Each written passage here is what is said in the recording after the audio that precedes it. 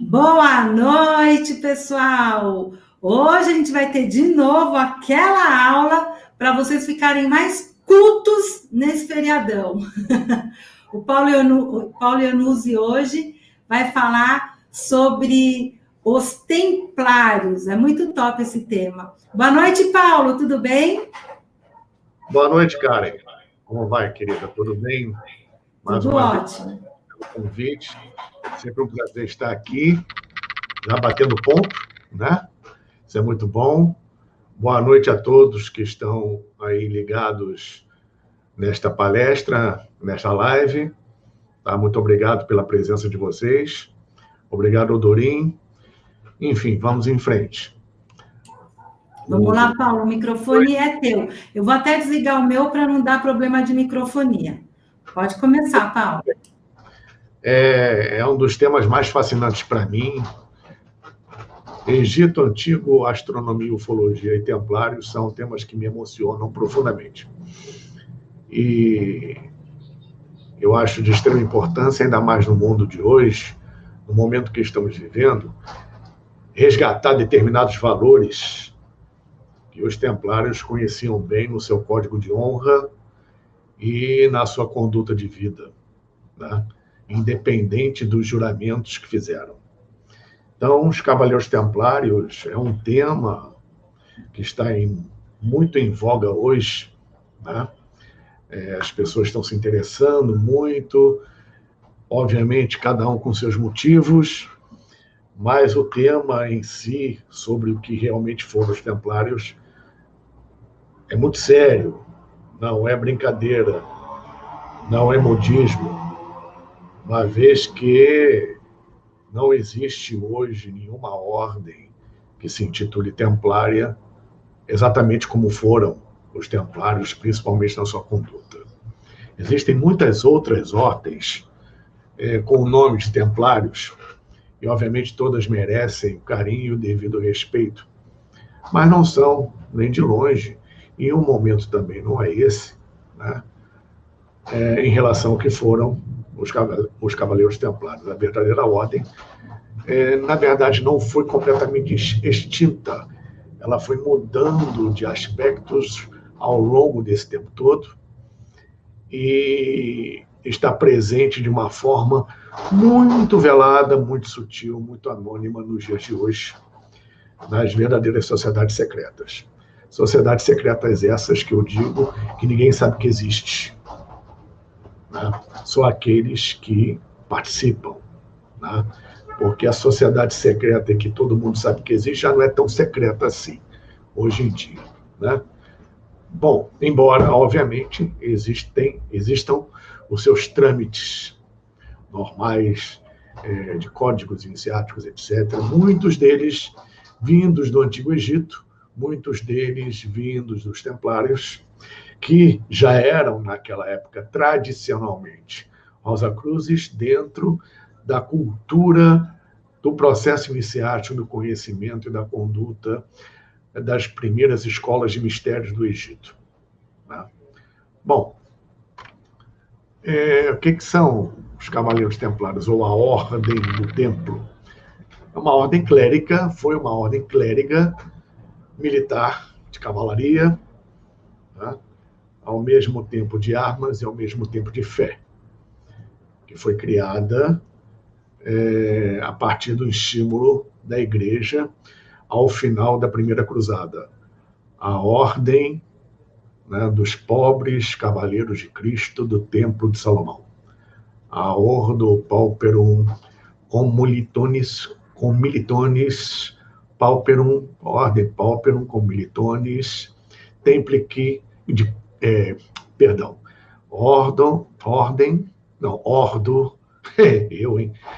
Ordo Pauperum Commilitonis Christi Templici Salomonicis, que é o termo original em latim, né?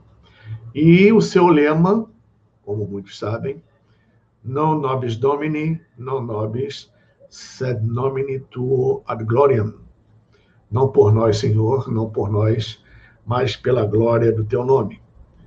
Latim Vulgata do Salmo 115, versículo 1.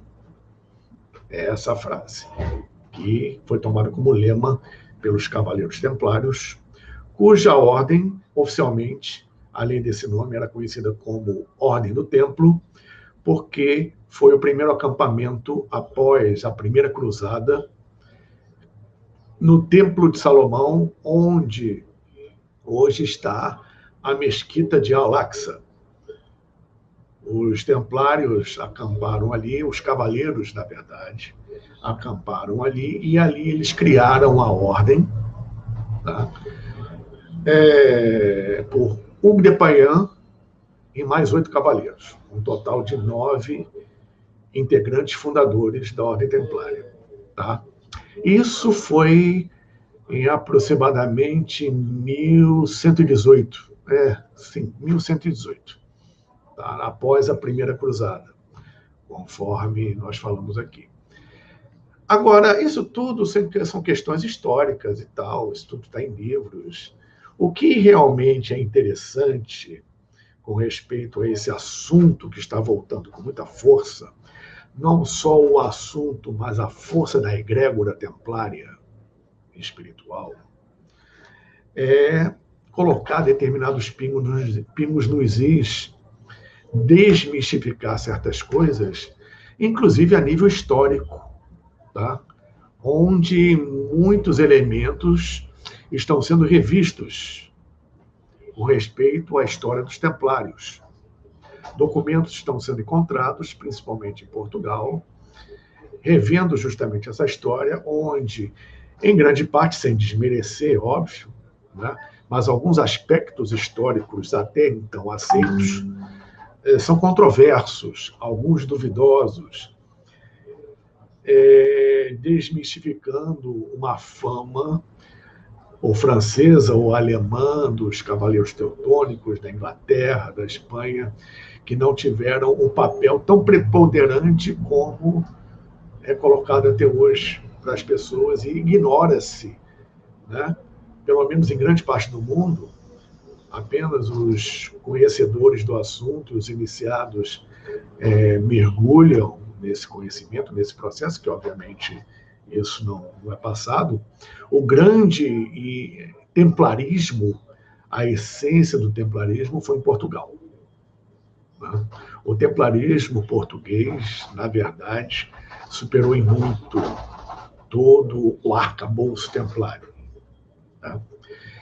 Então, vamos voltar um pouco no tempo e pegar essa história desde o começo, quando um cidadão, um cavaleiro, um militar, um cruzado, ele, por questões de saúde, questões gástricas, dizem, né, os escritos, os documentos, etc., a história, esse trocou a espada pela cruz e tornou-se um monge. Mas era um indivíduo de muito conhecimento, muita penetração no meio social, muita influência, e ele conseguiu estruturar, primeiramente, e em seguida fundou o que nós conhecemos hoje como a Ordem dos Beneditinos, ou a Ordem dos Monges de Túnica Branca. Esse cidadão, né, na cidade de Citeaux, na França, fundou assim essa ordem, que ficou conhecida e é conhecida até hoje como a Ordem de Cister, com os respectivos monges cistercienses, que continham muito desse conhecimento, e foi a escola posterior para que esse mesmo cidadão, né, depois da fundação, vamos dizer assim, do início da Ordem Templária, pelos 9 cavaleiros no Templo de Jerusalém, estruturasse, organizasse os templários como uma verdadeira ordem, uma verdadeira instituição. Esse cidadão, nada mais, nada menos que foi Bernard de Clairvaux, ou Bernardo de Carvajal, conhecido hoje como São Bernardo. Foi ele que iniciou a abadia de Cister, os cistercienses, e toda a estrutura da Ordem Templária, que com o tempo passou a ser autônoma, porque até então os templários respondiam somente ao Papa, a mais ninguém. E de um ponto em diante, a ordem, ela, com o passar do tempo, se estruturou de uma tal forma, de uma maneira tão formidável e espetacular, que nem ao Papa eles prestavam conta mais. E, enfim, isso, obviamente, suscitou muitas desconfianças, muita inveja, muita perseguição. Mas os templários eram firmes, tinham muito conhecimento profundo. Eles trouxeram do Oriente, nas incursões ao Oriente, muitos dos conhecimentos árabes, porque naquela época a expansão árabe ela era magnífica no sentido de conhecimento. Saneamento básico, higiene, medicina, matemática, ciência, arquitetura, principalmente as matemáticas e a astronomia, eram ciências árabes. Bagdá era um dos centros do mundo naquela época, um centro de grande cultura, que caiu tempo depois pela invasão de Gengis Khan. Mas até então era uma flor do Oriente. E na expansão árabe, os árabes trouxeram isso tudo. Tanto que nós temos, principalmente na Espanha moura, um banho de cultura árabe que trouxe, junto com a expansão, né, todo esse conhecimento. E nas incursões das cruzadas, lembrando que os cruzados eram diferentes dos templários, tá? Os templários estiveram lá não somente em combate, mas também para, obviamente, principalmente pela igreja e depois por eles mesmos, pesquisar, conhecer, trazer todo esse conhecimento que eles tinham, principalmente geometria sagrada e outros tantos que nós desconhecemos, que fazem parte da mítica do tesouro ou tesouros templários. Eles escavaram uma rede de túneis com salões enormes para o trânsito do que eles angariavam ali, para as reuniões secretas, para os processos iniciáticos, embaixo ali do Templo de Jerusalém mesmo. Temos imagens, hoje vocês podem procurar, perdão, na internet, tem imagens, fotos disso, uma estrutura fantástica. Eles eram mestres em antecipar determinados processos, o serviço de inteligência deles era preparadíssimo.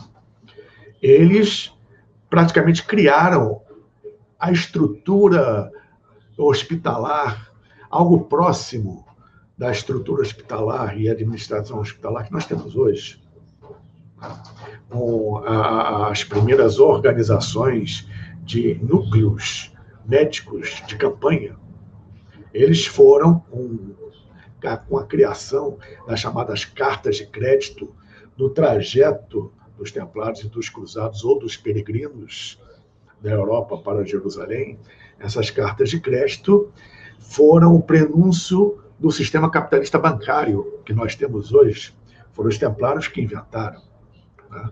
Além de muitas outras coisas. Não dá para, obviamente, enumerar aqui, né, o quanto que eles conheciam e trouxeram para a Europa e, consequentemente, no mundo moderno hoje, esses conhecimentos e a aplicação desses conhecimentos. Tinham conhecimentos magistas, iniciáticos, profundos, e a igreja começou a ficar com medo disso. Com o passar do tempo, vários núcleos na Europa, templários. Na França, por exemplo, as cidades do chamado roteiro templário obedecem à mesma configuração da constelação de Ursa Maior, que é uma constelação-chave para os processos iniciáticos e até mesmo para a construção dos templos do Antigo Egito e, posteriormente, pelos próprios templários, as catedrais góticas na Europa. Tá? A partir dos templários, outras subordens apareceram dentro dos templários, onde você tinha instrutores, padres, infantaria, cavalaria, serviços de espionagem, serviços de inteligência, toda uma gama, toda uma rede que os templários eles conseguiram organizar, praticamente dominando a Europa toda e, consequentemente, os seus reis. Porque, embora eles tivessem feito voto de pobreza, né, eles eram cultos, eram cavaleiros de posses. E as posses dos templários também se avolumaram de uma tal forma, e muita coisa foi, entre aspas, perdida, porque os templários fugiram e esconderam bem isso, né? Tanto que se procura até hoje os tesouros templários, mas eles avolumaram tanto patrimônio que os reis eles se sentiram acuados, né? O poder e o domínio dos templários num curto período de tempo que eles viveram, né? Que a ordem existiu, foi imenso. Tá? Não tem nada na humanidade ao longo da história comparado a isso. Realmente não tem, né? Da maneira como eles faziam. E, bom, fora outros conhecimentos, como a própria iconografia simbólica, é vasta, estudo profundo a respeito disso, a manipulação, obviamente, de energias, conhecendo as leis da natureza, fazendo as coisas acontecerem, enfim, tanto no plano extrafísico, chamado místico, na verdadeira acepção da palavra, mental, como, obviamente, dentro do seu código normal para a vida física, seja ela militar ou seja civil. Tá? Os cavaleiros templários, eles, na verdade, tinham dois códigos. Um código para o dia a dia, que é o chamado código de vida, ou seja, o código da arte da vida, e um outro código, que é o código da arte da guerra. Eu vou citar alguns exemplos, que o código é extenso. Duvido que alguém consiga cumprir um código desse hoje em dia, né? Eu vou, como eu falei, citar só alguns itens e tal, que são muitos. O código de vida é o que nós já conhecemos: respeitar todos os anciãos, ouvir as crianças, ouvir os mais velhos. Aquele que estiver com frio na beira da estrada, o templário deve, com a espada, cortar de seu próprio manto e cobri-lo. Humildade e respeito acima de tudo. Sempre defender aqueles que não têm como se defender. Lutar por eles. Não só aqueles, como também os fracos, os velhos, as crianças, as mulheres. Honrar sempre a palavra dada e exigir a honra da palavra dada. Né? Aquele que deu a sua palavra a um templário, se faltar com ela, o templário é obrigado a exigir a honra da palavra dada, porque ele honra a sua. E esses códigos eram seguidos rigorosamente, sob uma pena muito severa, assim como as iniciações eram muito severas, e não eram todos que eram admitidos como cavaleiros, a pena também era muito severa com respeito à desobediência desse código. Existe um símbolo dos vários que os templários utilizaram, que é muito conhecido, que é uma insígnia, tipo uma moeda, um selo, um cavalo com 2 cavaleiros. Os templários sempre andavam 2 a 2, tá? Como irmãos, um ajudando sempre o outro, comendo do mesmo prato, os 2. Tá? Então, isso significa parceria, significa irmandade, significa humildade. Os 2 dividindo o mesmo cavalo, porque significa que os 2 estão indo sempre para o mesmo lugar. Né? Dentre outros significados. Não cabe aqui agora. E assim por diante. Um código ético muito, muito forte, muito rigoroso, que só enobrece a alma do indivíduo. É um código para o enobrecimento da alma. Muito parecido como era o processo iniciático dos faraós no Antigo Egito.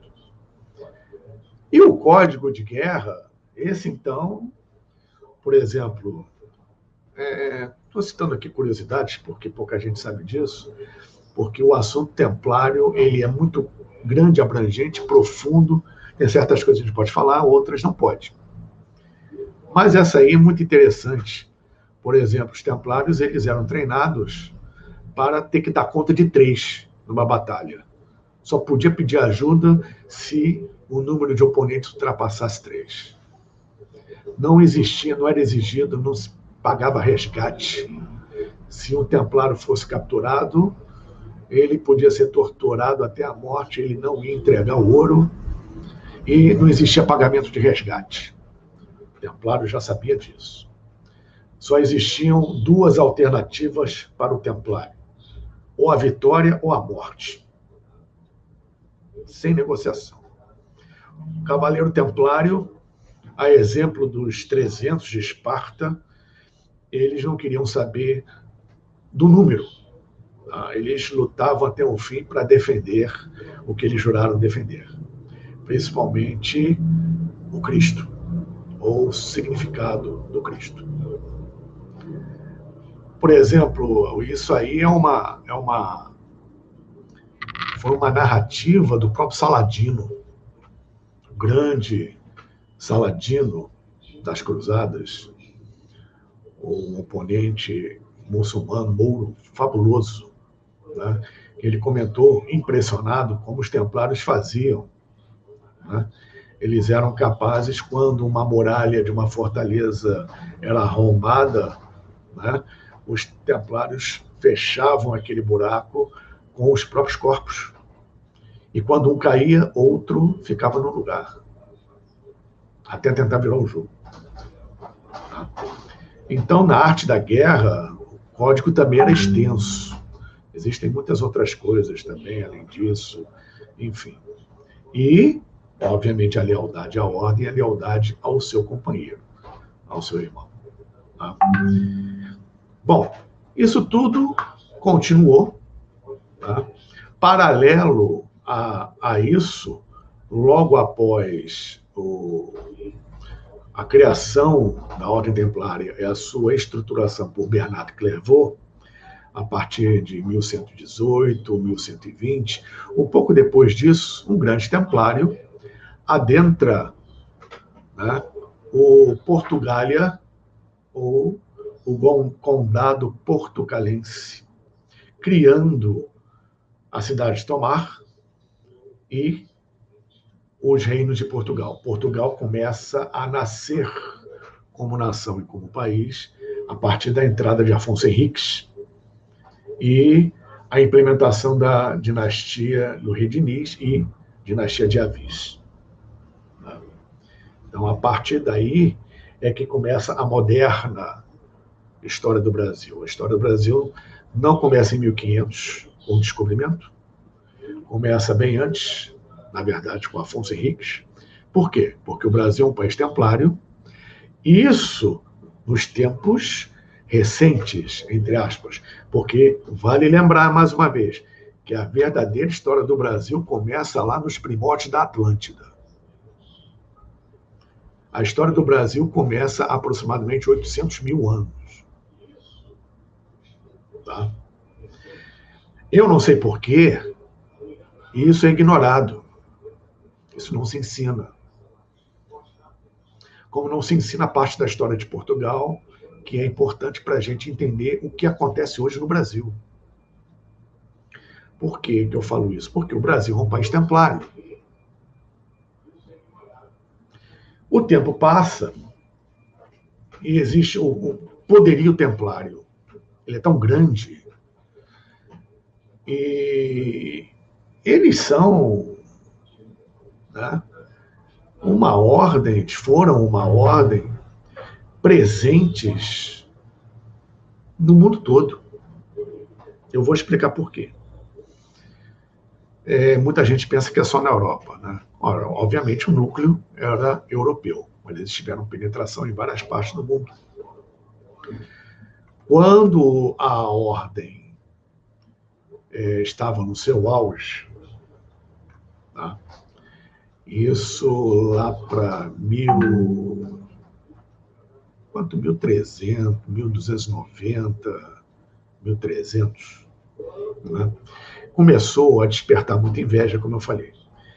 Então, o rei Filipe IV, de França, conhecido como Filipe o Belo, que de belo não tinha nada, o cara era feio como a fome. Esse cara, alguns historiadores colocam que ele tentou entrar para a Ordem Templária e foi barrado. Um rei ser barrado? Não. Os templários não queriam saber, eles não prestavam contas a ninguém, só prestavam contas a eles mesmos. E, obviamente, todo o processo iniciático e a questão ética-moral era levado muito a sério para você ser um templário. Eram como iniciações no Egito. Por exemplo, a suprema iniciação na Grande Pirâmide. Você tinha primeiro que entrar pelo subterrâneo, que ficava entre as patas da esfinge, um pouco à frente. Antes de você descer, você já era sabatinado em vários conhecimentos. Você errou isso aqui, tá fora. Nem entra. Dá tchauzinho para a esfinge. Nos templários era parecido. Ou seja, eles nem admitiam uma requisição de alguém com caráter duvidoso, como era o caso, e se confirmou, do rei Filipe IV de França, Filipe o Belo. Outros historiadores colocam que ele estava muito endividado com os templários, porque os templários acumularam muito dinheiro, muito patrimônio. E financiavam muitas coisas na Europa. Foram eles que inventaram o banco. Então, o rei ficou muito indignado, ficou com muita raiva, e arquitetou um plano para prejudicar os templários. E dentro desse plano, óbvio, tinha que estar a igreja. Porque a igreja, na época, durante bastante tempo, a igreja, ela influenciava de tal forma e de uma maneira objetiva estava presente, de uma tal forma que você não podia ter uma independência em termos de estudo, pensamento, pesquisa, conhecimento, etc. Qualquer coisa que você pesquisasse, fizesse fora da igreja, era considerado herético. Você ia para a fogueira. Ou você aceita o que a igreja determinava, ou não. Os papas, eles tinham uma postura diferente do que existe hoje. Né? Existia a milícia, o exército do Vaticano. Hoje existe a Guarda Suíça lá, e eles são bem preparados. Mas naquela época, o Vaticano tinha um exército, que estavam presentes da mesma maneira que o Sinédrio, na época de Jesus, dos sacerdotes do Sinédrio, tinham a sua guarda, tinha o seu pequeno exército, que foi quem prendeu Jesus. Então, naquela época, a igreja tomava conta de tudo. Né? Tanto que os reis estavam submetidos à igreja. E os templários passaram a ser uma pedra no sapato da igreja e de alguns reis. Filipe, ele começa a influenciar e depois a comungar ideias e atitudes com o Papa Clemente V, que era um papa fraco, de personalidade fraca. Ele não conseguia peitar ninguém. Então, Filipe o Belo, que tinha muita personalidade e maquinava muito bem as coisas, conseguiu manipular o Papa, a opinião do Papa, no sentido de exterminar a ordem. E inventaram algumas acusações, como pedofilia, homossexualismo, culto a Satã, ao demônio, e heresias e coisas assim. Né? Então, eram desculpas para o Papa mandar exterminar os templários sob a influência de Filipe Belo. A ordem tinha que vir do Papa, não podia vir do rei. O rei, ele tinha um poder local. A igreja abrangia muita coisa. Então, uma ordem papal era incontestável e tinha que ser cumprida. E o Papa Clemente V foi convencido a redigir um documento determinando a perseguição, a prisão, o interrogatório dos templários.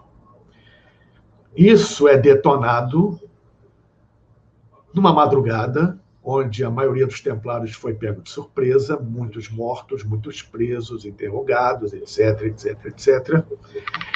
Em 13 de outubro de 1307, numa sexta-feira. Uma das explicações da mítica da sexta-feira 13 vem daí, da perseguição e extinção da Ordem Templária. Tá?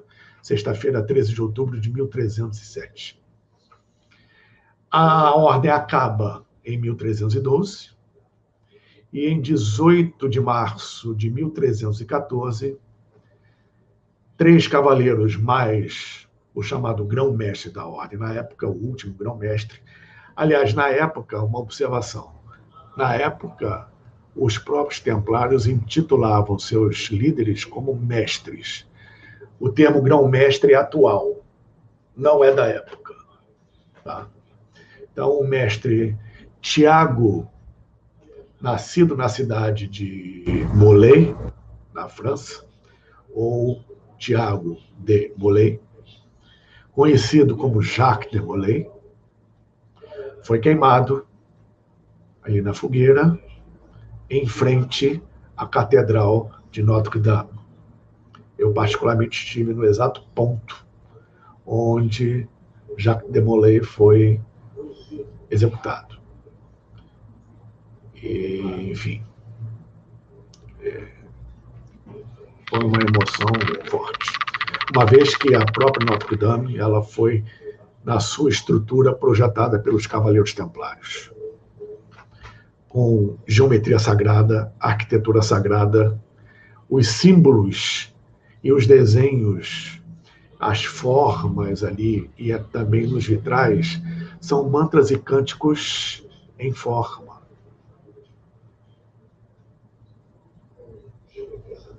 Quando você entoa um mantra, quando você entoa um cântico, como nós percebemos na lei cósmica de Hermes Trismegisto, tudo tem som, cor e forma. Eles conheciam muito bem isso.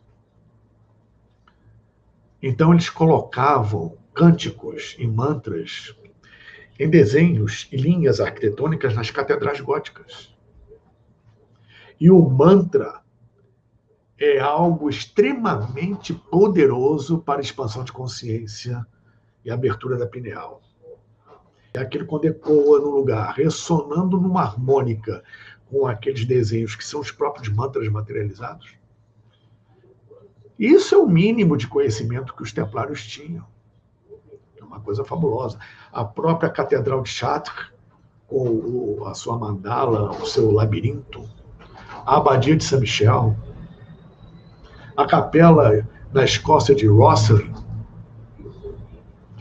Você tem Alcobaça, em Portugal, Tomar, como já foi citado aqui. Em Portugal você tem muita coisa. Vou entrar em Portugal daqui a pouco, se der tempo. Então, os templários, eles foram, na sua maior parte, né, exterminados. Né, e, ao subir a fogueira, Jacques de Molay rogou uma praga. Ele vaticinou que todos que conspiraram contra os templários, até a 8ª geração, estariam condenados.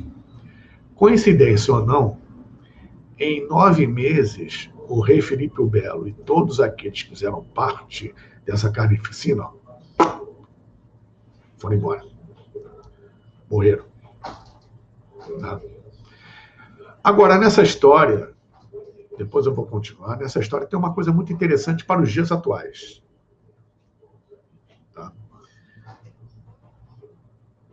No pontificado do Papa Bento XVI, antes da renúncia, surgiu um documento que foi encontrado no Vaticano. Não se sabia da existência desse documento. Era uma carta. É uma carta. Tá? E o Papa Bento XVI, ele abriu o verbo. Isso foi muito bom, porque ninguém no mundo, com raras exceções, evidentemente, conhecia o local onde esse documento, essa carta foi encontrada. Que não foi na Biblioteca do Vaticano. Foi no subterrâneo da Biblioteca do Vaticano, onde existe, e que ninguém sabia, o chamado Arquivo Secretum Vaticano.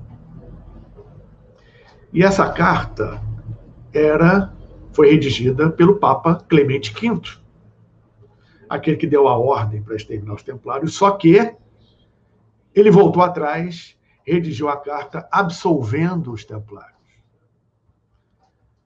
Só que ele não teve peito para apresentar a carta e contrariar Filipe o Belo. Então, ele escondeu a carta e se omitiu. E a carta ficou perdida esses séculos todos e foi encontrada no Arquivo Secreto do Vaticano, que ninguém sabia que existia. E o Papa teve que contar. Tanto que o processo, como todos sabem hoje, dos Cavaleiros Templários foi reaberto pela Igreja, o Papa Bento XVI reabriu, foi lançado um livro deste tamanho, desta grossura, que é livro para colecionadores, custa não sei quantos milhares de euros, com o processo completo, desde aquela época dos Templários, finalizando hoje. E tem um fato engraçado também, porque muitas ordens se dizendo, algumas, acho que umas duas, na verdade, se dizendo, na Espanha, principalmente, se dizendo herdeiras dos Templários, entraram na justiça Genebra contra o Vaticano, requerendo o patrimônio templário de volta. Né? Ou seja, isso significaria, né, se tivesse que devolver isso tudo, a Igreja devolver tudo que tirou da Ordem Templária, isso significa desapropriar uns 3 países da Europa, tá? Mais da metade da França, metade da Alemanha, metade da Espanha e por aí vai. Ou seja, 2/3 da Europa teriam que ser devolvidos em termos de terra para a Ordem Templária atual, sei lá. E o dinheiro é 3 vezes o PIB dos Estados Unidos, pelo menos. Tá? Durma-se com um barulho desse.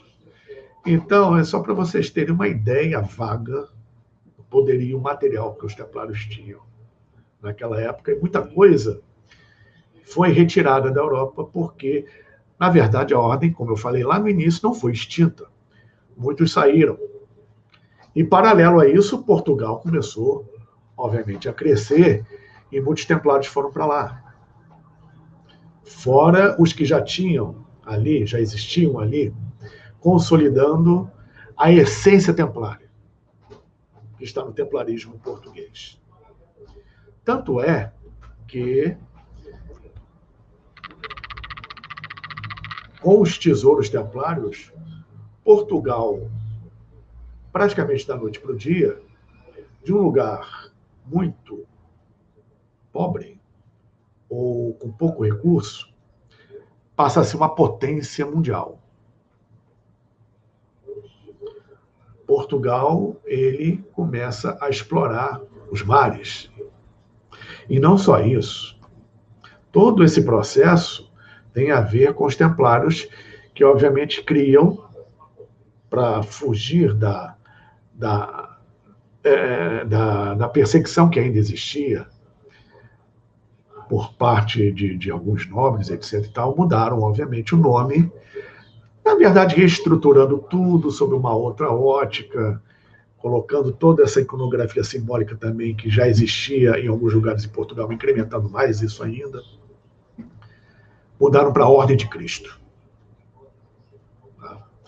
E os mestres cavaleiros, eles foram iniciados e reordenados como navegadores. Pedro Álvares Cabral era um grão-mestre da Ordem de Cristo. Toda a estrutura da escola de Sagres, Infante Dom Henrique, tudo templário.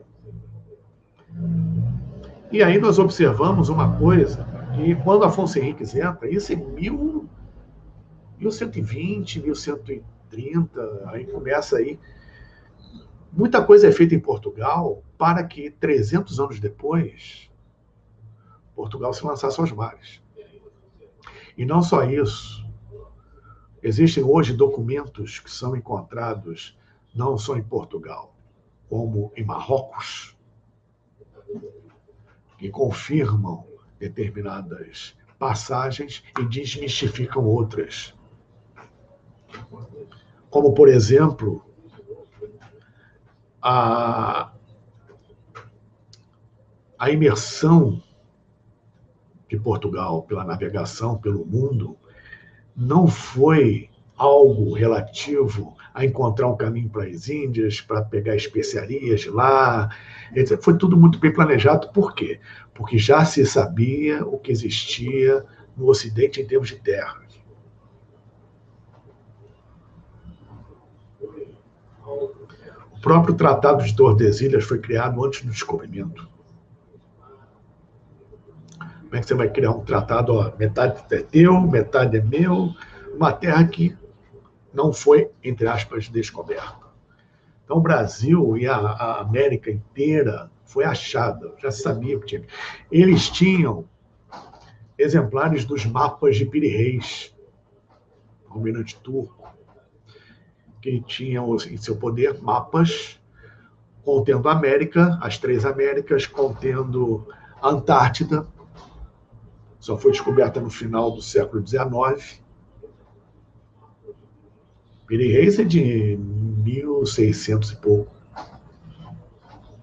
E os mapas não eram dele. Ele recebeu esses mapas, os mapas antiquíssimos, de antes de Cristo, com contorno tão exato dos continentes que parecia uma foto de satélite. Inclusive com o efeito da curva da Terra, dos continentes, parece que, visto de cima em órbita, parece que afundam no espaço. Os mapas têm essa característica.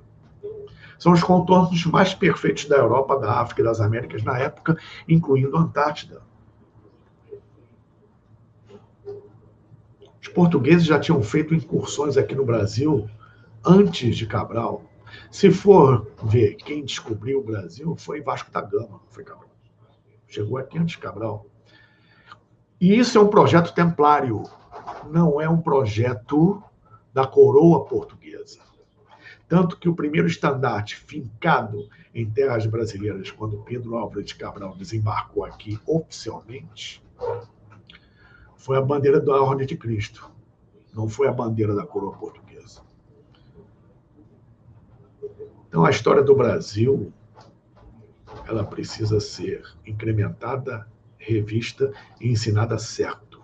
O Brasil é um país templário. O brasileiro tem que se orgulhar disso, porque a pecha de povo incapaz, sofrido e vira-lata foi imposta pelos outros aqui e a gente acreditou. Isso não pode mais continuar.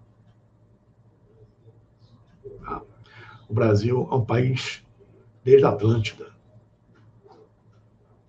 Como nós falamos aqui na live anterior sobre isso, o Brasil, na segunda leva, teve a entrada dos fenícios, além de outros, e na terceira, dos templários, que já conheciam as outras incursões.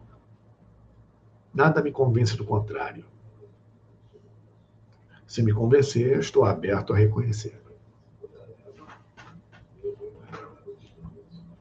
Então, é por isso que eu falo que muitos pontos no mundo, porque as naus templárias, os templários só não voavam, o resto eles faziam.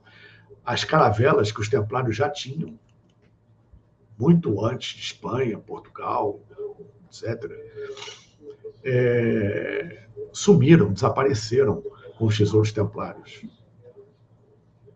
O rei de França foi, inclusive, perseguir uma ordem religiosa, monástica, que distorcia da Igreja Católica em alguns pontos e eram considerados monges hereges, e foram exterminados por dar guarita aos templários e também ao grande parte dos tesouros e conhecimentos deles, teoricamente, foram os cátaros do sul da França.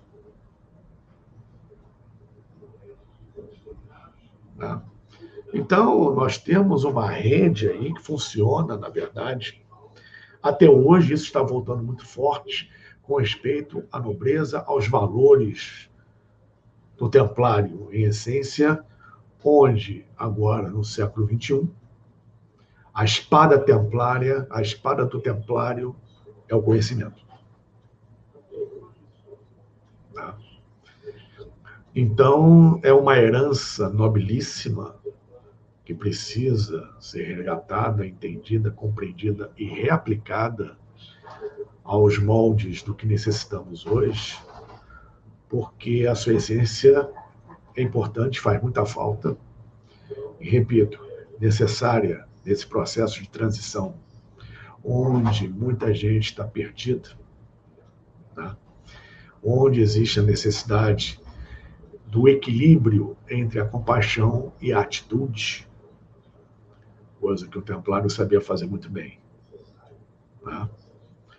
O que eu quero dizer com isso? Por exemplo, Jesus, grande mestre, amor era a sua mensagem. Perdão. Mas quando precisou, ele expulsou os vendedores do templo. Então, precisamos, como templário, como Cristo, o templário defendia o Cristo, né? A essência do Cristo, os valores do Cristo, os valores de todo aquele que enobrece a sua alma dentro do amor. Precisamos hoje expulsar os vendilhões do templo daqui de dentro de nós mesmos e daqueles que querem invadir as nossas vidas, a nossa sociedade, o planeta. Tá? A egrégora templária hoje está atuando numa outra forma de combate, no chamado, no meio esotérico, místico, espiritualista, magista, ocultista, de o bom combate. Tá? Enfim, as cores dos templários, o branco e o vermelho. O branco significa justamente a pureza de espírito, a pureza da alma, a pureza da mente para o ideal maior. Né? E o vermelho não só é o sacrifício do sangue, mas é a cor da manifestação do divino. Tá? E um ponto interessante que fazia com que os templários fossem tão fortes, tão poderosos, tão conhecedores e conseguiam fazer as coisas acontecerem. Era justamente o seu conhecimento, a sua prática, o seu processo iniciado ligado ao sagrado feminino. Os templários sabiam muito bem como acionar o sagrado feminino, que é o que faz as coisas acontecerem. Por milênios, até hoje, se conhece muito da outra parte, tá? Da energia do gênero masculino. Agora, para fazer a coisa acontecer na sua vida, você tem que juntar os dois. Sem o sagrado feminino não rola. E os templários conheciam muito bem isso, porque é o poder da geração de algo. Tanto que o ícone templário, dentro desse processo, é Maria Madalena. o culto, entre aspas, não era um culto, mas o trabalho em cima do sagrado feminino, representado por Maria Madalena, era do conhecimento dos templários sobre os evangelhos apócrifos. Que eles tinham conhecimento disso e de como Maria Madalena estava inserida no contexto do Cristo. Sabiam que houve uma manipulação no Concílio de Nicéia para admitir somente 4 evangelhos que dizem a mesma coisa, que não contrariam nada nem ninguém, e o resto considerado apócrifo, que justamente vai na ferida. Um deles, o de Maria Madalena, coloca Maria Madalena numa posição de destaque, contrariando o Papa Gregório, que assinou embaixo que ele era uma prostituta. E Jesus absolveu as prostitutas. E não condenava ninguém, apenas vai e não peque mais. Para todos, não só para esse caso. E Maria Madalena era quem entendia realmente o que Jesus queria dizer. Então, dentro desse processo, que a igreja sabe, que a igreja conhece, desde que foi formada, os templários conheciam também. E, obviamente, isso é um perigo para qualquer manipulação de conhecimento e poder por parte da igreja naquela época. Tanto que eles conseguiam diferenciar a representação da túnica branca com manto azul de Nossa Senhora, Mãe de Jesus, e o manto azul com túnica vermelha de Maria Madalena. Tá? Olha. Eles trabalhavam o sagrado feminino de uma forma bem criteriosa, bem séria, e o ícone disso era a figura de Maria Madalena. Independente se ela casou com Jesus, se teve filhos, se não teve, isso aí é da fé de cada um, isso não compromete em nada, a meu ver, e para os templários também não. A figura do Cristo, o que o Cristo veio fazer, o que o Cristo deixou aí. Tá? E dentro do que nós conhecemos, em termos ocultistas, e como já falamos aqui sobre a iniciação egípcia, nas primeiras dinastias, do templo de Ra, na escola de Anu, à beira das pirâmides, tá? Onde existe esse obelisco até hoje, onde no templo de Ra, com seu obelisco, o faraó entrar em contato com o governo oculto no mundo, ele não estava sozinho, ele estava com a sua contraparte. Os dois eram um. Mais de 2 milênios depois, Akhenaten resgata, ou procura resgatar isso, com Nefertiti, 2 em 1. Ele de manhã fazia o culto solar, entrava à noite, ela fazia o culto lunar. Jesus e Maria Madalena funcionavam assim, dentro de uma outra ótica. Eu não estou aqui querendo melindrar a fé de ninguém, e muito menos passar como dono da verdade, conhecedor supremo e absoluto. Não. Estou passando versões dentro do que se conhece do ocultismo e que não tem nada de absurdo.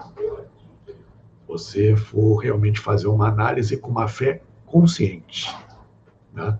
Mas fé, cada um tem a sua, seu credo, etc. Eu não quero influenciar ninguém aqui, que isso fique bem claro. Né? Embora, como já disse anteriormente, né, ferir suscetibilidades, cada um tem a sua e vai ter que aprender a lidar com ela. Né? Então, existem certas coisas que a gente fala, ainda mais num assunto como esse, que obviamente não tem como falar nem 10% do que é realmente, mas que já é o suficiente, tá, para alterar muita coisa que se conhece sobre os templários hoje em dia, onde, repito, muita documentação nova em Portugal, que foi, inclusive, alguns anos atrás apresentada no Brasil, mostrando a parte da tua história está errada. Mas ninguém deu ouvidos. Deu, Paulo. Que pena. Me perdoa. É isso. Está tão boa essa aula. Nossa, o Paulo é incrível. A gente, infelizmente, tem horário aqui. Depois tem o programa do... Deixa eu abaixar aqui para não dar... É que eu coloco mais alto para te ouvir. Eu quero. Paulo, gratidão por mais uma aula. Semana que vem nós vamos falar do quê, hein, Paulo? Se tiver ao meu alcance. Continuar? Se quiser continuar também um pouquinho dos templários, entrar num outro assunto, porque eu tenho uma pergunta para te fazer. Qual que é... Aí a gente pode falar semana que vem, né? Qual seria a conexão dos templários com... Ai, como é que chama? Aquela... Ai, esqueci o nome. Aquela caixa de ouro. Arca da Aliança. Arca da Aliança. Perfeito. Sexta-feira eu fico com o tico-teco ruim. Eu queria saber também da Joana d'Arc. Podemos falar isso semana que vem? Depois a gente entra... Continuar os templários, tem muito assunto para falar. Se bem que Joana d'Arc veio bem depois. Tá? Mas traz nas suas atitudes, na sua fé, os princípios dos templários. Ela, na sua vida, mantém isso vivo. Bacana. Então, tá bom. Pessoal, deem like, compartilhem, porque o Paulo, quando vem aqui, ele não vem fazer live, ele vem dar aula, um verdadeiro professor. E a gente tem muito que agradecer, porque ele traz um conhecimento incrível. E também eu quero aproveitar, né, o espaço, convidar vocês para participarem de um curso gratuito que o Dorim vai dar de baralho cigano. Que dia, Dorim? Vai ser um curso gratuito de baralho cigano, só se inscrever, o link vai estar no... o link vai estar aqui no descritivo, a data... O baralho cigano para iniciantes. Para iniciante. Bom, aí agora, daqui a pouquinho, Dorim entra e explicar melhor. Paulo, gratidão, bom feriado para você e para todo mundo que participou aqui. Gratidão, Paulo, até sexta que vem. Tudo de bom para vocês, muito obrigado a todos por estarem aqui. Se me permite, rapidamente, Karen, acesse também o meu canal, né? Digitem Pilares de Hermes, vocês vão entrar no meu canal. E em breve também farei live, como prometi aqui, a Karen vai participar. Non nobis Domini, non nobis sed nomine tua de glória, não por nós, Senhor, não por nós, mas pela glória do teu nome. O resto é consequência. Muito obrigado a todos, fiquem com Deus. Jai Ram. Gratidão. Beijo, gente, até mais. Gratidão.